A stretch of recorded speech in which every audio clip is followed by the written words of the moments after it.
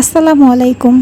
আজ আপনাদের সাথে শেয়ার করব একটা ভিন্ন ধরনের রেসিপি, দর্গি মাছের মাথা দিয়ে বড়া। এই রেসিপিটি আমার মামুনি প্রায় বাসায় বানিয়ে থাকে। প্রথমে আমি এখানে কিছু দর্গি মাছ নিচ্ছি। মাছ থেকে মাথাটা আলাদা করে নিলাম।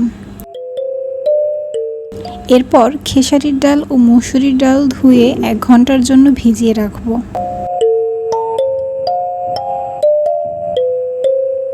1 ঘন্টা পর দেখা যাবে ডালগুলো ভিজে এভাবে ফুলে গেছে।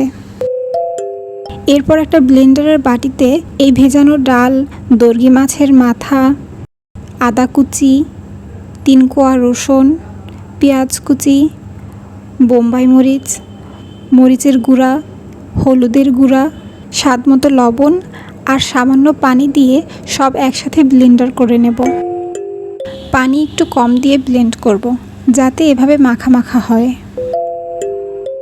এরপর একটা ফ্রাই প্যানে তেল গরম করে নেব। চামচ দিয়ে ছোট ছোট করে বড়া বানিয়ে দেব। আপনারা চাইলে হাত দিয়েও দিতে পারেন।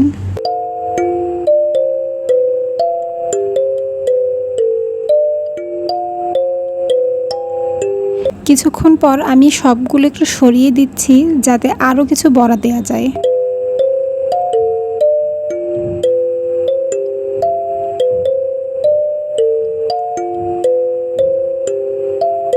এক পাশ হালকা ভাজা হয়ে গেলে অপর পাশ উল্টিয়ে দেব।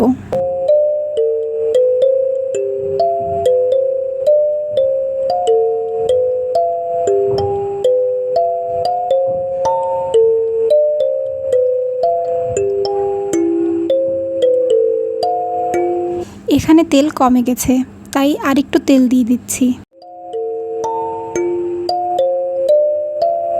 এমন বাদামি রং হলে উঠিয়ে নেব। তৈরি হয়ে গেল দর্গি মাছের মাথা দিয়ে মুচমুচে বড়া।